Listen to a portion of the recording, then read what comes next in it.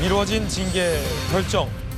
윤리위 전 당대표 그리고 윤리위원 이야기 한번 들어보겠습니다.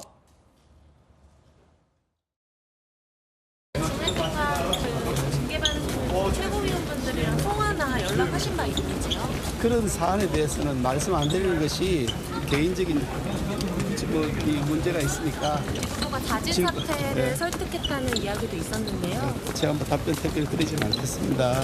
윤리위 결과는 어떻게 나오기를 기대하고 계신가요? 기대하고 있지 않고 기다리고 있습니다. 최영호 최고위원과 김재원 최고위원의 충분한 소명을 듣고 가급적 좀 빠른 결정을 하도록 노력하겠습니다. 자, 윤리위에서는 징계 결론을 미뤘습니다. 수요일에 추가 자료 좀 더 보고 결정하겠다라는 취지로 징계를 미뤘습니다. 태영호, 김재원 이 두 분의 이야기도 좀 한번 들어보겠습니다. 녹취록 유출 사건과 관련해서 이진복 정무수석이 최고의 행보나 또 공천과 관련해서 전혀 그런 내용을 언급한 적이 없다는 것을 다시 한번 수차례 강조했고, 자진 사퇴 여부에 대한 이야기를 어느 누구한테도 들어본 적이 없습니다. 저에게 그런 이야기가 한 번도 없고 제가 직간접적으로도 들어본 적이 없기 때문에 지금 이 자리에서 처음 듣는 이야기입니다. 시간을 많이 허용을 해서 본인들의 소명도 충분히 했고, 저희 위원님들이 궁금한 그 사실관계도 많이 물어서 시간이 많이 좀 소요가 됐는데 더 소명 절차는 없습니다. 그렇군요. 자, 김재섭 전 비대위원 오늘 당내 상황과 관련해서 이야기 듣기 위해서 모셨는데요. 이를 두고 묘한 빽불이 있었어요. 만약에 정치적인 해법을 한다면 누군가가 자진 사퇴한다면 징계 수위는 좀 낮아질 수 있다. 이런 얘기도 좀 나왔어요. 이를 두고 자진 사퇴할 시간을 좀 주는 거 아니냐, 내지는 자진 사퇴를 압박하는 거 아니냐, 뭐 이런 정책 해석도 나오는데 지금 어떻게 돌아가는 분위기예요? 좀 뭐 명예로운 퇴진의 길을 열어줬다 이렇게 해석을 하시는 분들이 좀 있는 것 같아요. 왜 그러냐면 지금 징계 수위를 결정하는 데 있어서 결국 윤리위원회라고 하는 것이 마치 이제 당내 사법부 역할을 하게 되는, 그러니까 재판 같은 역할을 하게 되는데, 이 재판부라고 하는 것이 중요한 것은 결국 선례를 얼마큼 잘 따라가느냐, 일관성을 지키느냐의 문제인 것이거든요. 과거에 이준석 전 대표가 징계받았던 때를 생각해 보면 지금 태영호 최고와 김재원 최고에 대한 징계 수위는 대략 한 1년 정도로 예상을 하고 있는 상황입니다. 근데 만약에 1년 동안의 당원권 징계가 정지가 되는 징계를 받게 되면 사실은 차기 총선 출마 여부가 굉장히 불투명해지는 것이거든요. 중간에 구제를 받지 않는 이상. 그렇게 됐을 경우에는 차라리 1년 동안의 징계를 받느니 최고위원을 사퇴함으로써 징계 수위를 좀 낮춰가지고 총선을 출마할 수 있는 기회 정도는 보장받고 싶다라는 메시지로 저는 조금 해석이 됐습니다. 그래서 사실은 처음부터 당내에서 이런 최고위원이 자진 사퇴하는 것이 가장 모양이 좋지 않겠느냐, 굳이 윤리위를 열어서 징계해가지고 마찰음을 일으키는 것이 여당 지도부로서 이렇게 좋지 않은 모습 아니지 않느냐라는 비판이 많이 있었던 만큼 아마 저렇게 좀 명예로운 퇴진의 길을 열어줬다, 저는 이렇게도 생각을 하고 있습니다. 자진 사퇴를 거부하는 듯한 강경한 입장이었는데 두 명의 최고위원이, 특히 근데 그중에서 태영호 최고위원 같은 경우는 거듭 뭐 대통령실과 당 대표 지도부 뭐 국민들에게 죄송하다라는 사과를 어제 했어요. 좀 스탠스가 좀 달라진 것 같다라는 관측도 나오는데 어떻게 보셨습니까? 이게 왜 그러냐면 이게 태영호 최고위원이 그전까지 윤리위 징계에 대해서 굉장히 강경한 태도를 보였던 것은 개인의 발언에 관한 문제, 개인의 어떤 역사에 관한 문제, 이런 것들이었거든요. 개인 차원의 문제였다 그러면 최근에 불거지고 있는 녹취록 파문 같은 경우에는 여당 전체로 휩싸일 수 있는 문제, 특히 가장 예민한 공천 문제와 관련돼서 대통령과의 어떤 긴밀한 소통, 대통령과의 압박이 있는 것이 아니냐, 대통령실에 어떤 지시체가 있는 것이 아니냐라는 불필요한 의혹들을 확산하고 있는 것이거든요. 그렇죠.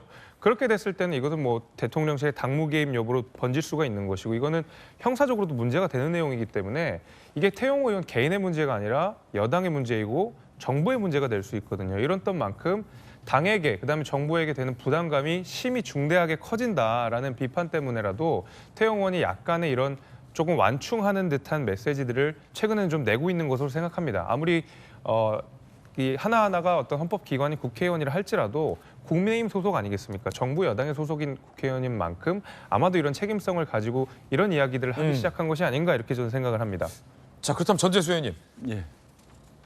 자진 사퇴를 좀 압박한 측면도 있어 보인다라는 해설인데 그래도 두 최고위원은 나는 자진 사퇴는 없다라는 입장을 고수하고 있는데 그렇게 되면 내일 만약에 자진 사퇴가 없으면 윤리위에서는 강한 징계를 할 것으로 보입니까? 어떻게 보이세요? 제가 듣는 이야기는 좀 틀리거든요. 그래요? 예, 제가 듣는 이야기는 그러니까 언론에서는 대략 한 이틀 정도 시간을 벌어주면서 우리 김재섭 최고위원도 말씀을 하셨지만 명예로운 퇴진, 자진 사퇴의 길을 열어준 거 아니냐 이렇게 대략 보던데 제가 듣는 이야기는 이렇게 강제적으로 중징계를 내렸을 경우에 김재원, 태영호 이 두 분의 최고위원이 반발을 하게 될 텐데 근데 이 반발을 하는 내용과 강도가 당이 감당하기 어려운 수준일 수도 있다. 예를 들면요? 뭐 구체적인 이야기가 여의도에서 많이 도는데요. 네. 그 이야기를 제가 확인된 이야기가 아니기 때문에 그렇군요. 말씀을 드릴 수는 없고요. 그래서 당에서 한 시간을 좀 가지고서 두 최고위원을 좀 설득도 하고 또 말하자면 나중에 이제 총선 출마 길도 완전히 봉쇄해버리는 것이 아니고 어떤 정치적 해결책을 모색하기 위해서 한 이틀 정도 시간을 벌었다라는 이야기도 이제 많이 나오거든요. 그렇기 때문에 한번 지켜보도록 하고 이것을 지켜보는 우리 국민들 입장에서는 이 공천 개입이라는 것은 사실은 굉장히 중요한 문제거든요. 그리고 지금 태영호 최고와 관련해 가지고는 여러 가지 이제 의혹들 중에 공천 헌금 이야기도 나오고 있기 때문에 수사기관의 수사가 필요한 사안인데 왜 수사를 하고 있지 않은지 이 부분에 대해서도 많은 의구심을 가지고 있다. 만약에 야당에서 이런 녹취록이 나오고 했으면 수사기관이 이런 식으로 했을까라는 그런 이제 어떤 동일한 기준과 잣대 이런 부분에 있어서도 좀 저희들이 좀 여러 가지 문제의식을 가지고 있다. 이 말씀도 아울러서 드리도록 하겠습니다. 전재수 의원의 말씀은 이제 징계 이후의 리스크에 대해서 윤리위나 당 지도부가 고민이 있는 걸로 안다라는 내용인데 어떤 리스크일까요? 함께 보시죠. 김재원, 태영호 재심 청구 가능성, 법적 공방이 우려된다. 태영호 녹취록 파장이 지속될 전망도 있다. 김수경 교수님, 요거를 우리는 한번 봤죠. 이준석 전 대표가 재심도 하고 가처분 신청도 하고 당시 비대위원 한 명 한 명에게도 가처분해서 법원이 또 가처분을 인용해가지고 했다가 결국 이제 징계가 됐는데 그 난리를 겪은 국민의힘이 그 난리를 또 겪을 수 있다라는 것에 대해서 좀 우려하고 있다라는 관측이에요. 어떻게 보십니까? 그럴 수 있죠. 그때 이제 가처분의 무한 루프가 계속됐었잖아요. 가처분해서 또 가처분 신청하고 당이 그 혼돈 속에서 몇 개월 동안 아주 진통을 겪었던 기억이 있기 때문에 만약에 너무 강하게 제재를 가해서 이 사람들이 반발을 하고 법적 공방에 나서고 그러면 국민의힘이 어쨌든 지금 이슈를 굉장히 선점해서 앞으로 총선까지 쫙 끌고 가고 싶어 할 텐데 그런 이슈들은 다 온데간데 없고 계속해서 이런 식의 갈등만 드러나는 셈이 될 테니까 최대한 그건 막고 싶을 거예요. 그렇다 보니까 이 징계 수위에 대해서는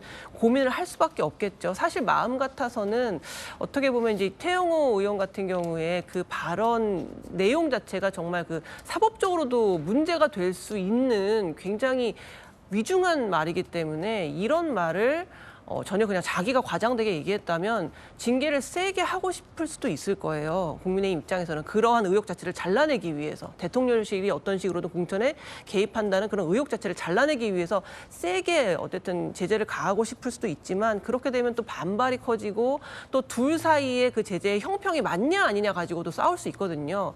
그렇다 보니 최대한 정치적으로 그냥 자진 사퇴를 하시고 대신에 그러한 그 뭐 당원권 정지라던가 이런 것들을 윤리위에서 결정하지는 않는 정치적인 문제니까 정치적으로 풀자라는 모양새를 아마 보여주고 싶어서 지금 국민의힘에서도 고심이 아주 깊은 것으로 보입니다. 그렇다고 김재섭 비대위원님, 솜방방이 징계를 할 때는 당 자체가 이제 역풍을 불 수 있다라는 고민도 또 다른 결로 하고 있다면서요.